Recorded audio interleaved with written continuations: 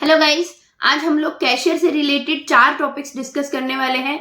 Number 1, cashier क्या होते हैं, कौन होते हैं। नंबर 2, कैशियर की एलिजिबिलिटी क्या होती है। नंबर 3, कैशियर के काम क्या क्या होते हैं। और नंबर 4, कैशियर की रिस्पॉन्सिबिलिटी क्या होती है। तो हम आज ये चारों टॉपिक्स 1 बाय 1 इस वीडियो में डिस्कस करने वाले हैं। तो नमस्कार ऑल ऑफ यू, मैं हूं ज्योति सिक्का और आप है मेरे चैनल लर्निंग स्किल पर। और ऐसे ही और वीडियोस के लिए आप मेरे चैनल को सब्सक्राइब कर लेना। तो फर्स्ट जो हमारा टॉपिक है वो है कैशियर कौन होते हैं। ठीक है, अभी आप लोग क्या मतलब एक एज्यूम करो कि आप लोग एक मार्केट में जा रहे हो और एक बड़े से स्टोर में पहुंच गए हो, रिटेल स्टोर में पहुंच गए हो।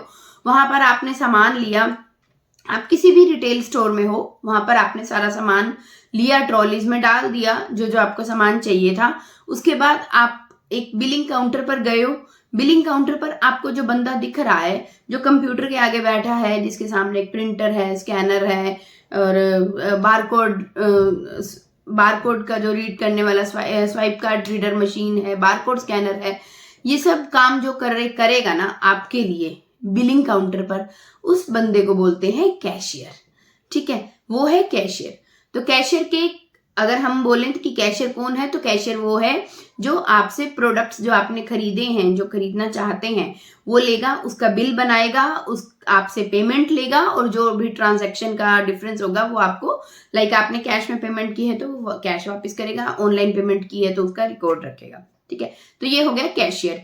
आगे बोलते हैं कैशियर की एलिजिबिलिटी क्या है। मेरे पास कमेंट्स भी आते हैं कि मैम कैशियर की एलिजिबिलिटी क्या है, कैशियर बनने के लिए कोर्स कौन कौन से होते हैं।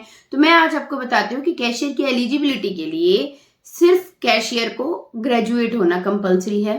उसको किसी भी फील्ड में, आर्ट्स, कॉमर्स, साइंस, किसी भी फील्ड में वो ग्रेजुएट हो सकता है।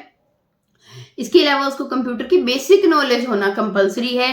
उसको कंप्यूटर में टाइपिंग करना आना चाहिए, प्रिंटिंग मशीन से प्रिंट निकालना आना चाहिए, उसको बारकोड स्कैन करना आना चाहिए, उसको थोड़ा सा कैलकुलेटर, जो कंप्यूटर के अंदर कैलकुलेटर है, उस कैलकुलेटर को यूज करना आना चाहिए।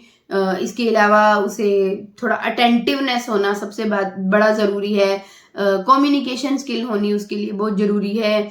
उसको सपोज 10 कस्टमर्स आ गए हैं तो 10 कस्टमर्स के बीच में वो पैनिक नहीं होना चाहिए। उसका अपने ऊपर कंट्रोल बहुत अच्छा होना चाहिए, कॉन्फिडेंस बहुत अच्छा होना चाहिए, ताकि वो 10 कस्टमर्स एक साथ हैंडल कर सके। ठीक है, कई बार बिलिंग काउंटर पर रश लग जाता है, हर कोई जल्दी जल्दी कर रहा होता है, तो इस जल्दी जल्दी में कैश को संभालना बहुत इंपॉर्टेंट हो जाता है। तो ये काम उसको आना चाहिए। थर्ड पार्ट है कैशियर के काम क्या होते हैं।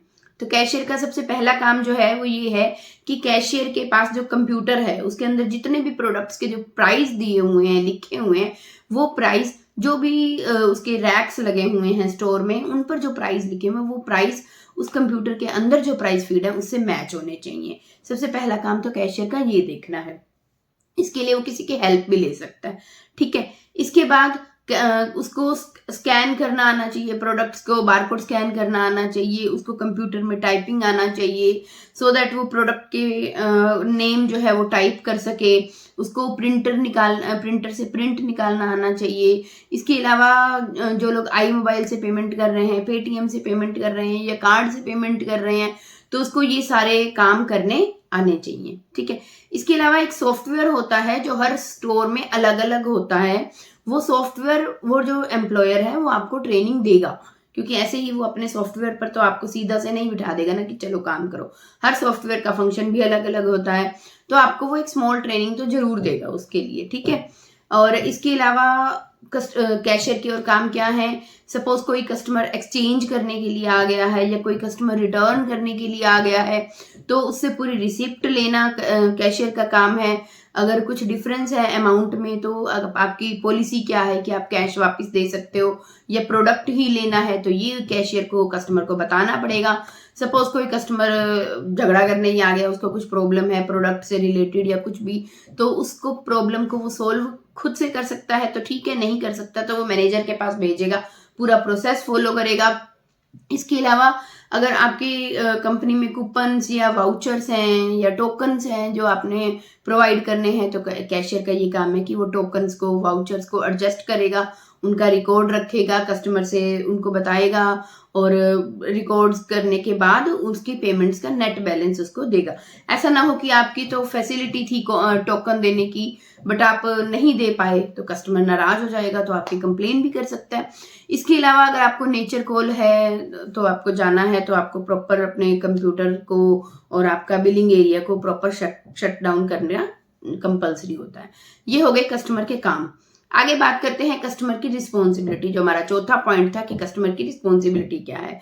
तो रिस्पॉन्सिबिलिटी में कस्टमर की कैशियर की रिस्पॉन्सिबिलिटी बहुत ज़्यादा होती है, स्पेशली रिटेल स्टोर में, कि लाइक पूरा दिन जो भी ट्रेडिंग हुई है, जो भी ट्रांजैक्शंस हुई हैं, उनका पूरा रिकॉर्ड उसका मैच होना चाहिए, उसका कैश मैच होना चाहिए। अगर उसने बिलिंग पर ऑनलाइन पेमेंट ज़्यादा की हैं तो उनके पूरे रिकॉर्ड्स रखना उसका कंपलसरी है, वो सारे मैच होने चाहिए।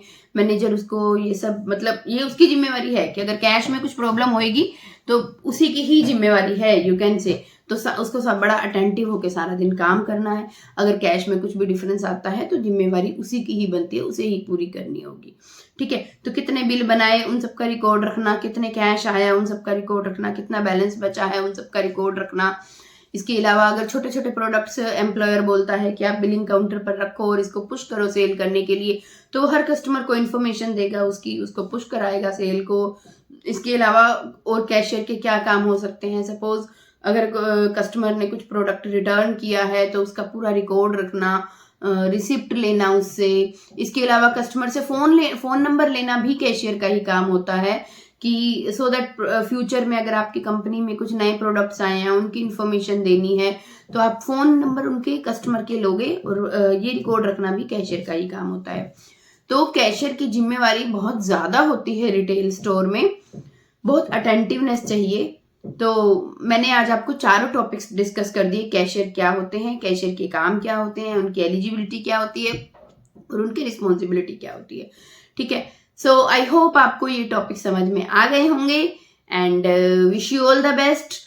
आप लोग ऐसे ही, अगर आपको और टॉपिक्स पर चाहते हो कि मैं रिसर्च करूं और आप लोगों के साथ डिस्कस करूं, तो आप मुझे कमेंट्स करके बता देना। हम लोग और बहुत सारी जॉब्स पर भी रिसर्च करके आपके साथ डिस्कस कर सकते हैं। So wish you all the best, bye bye.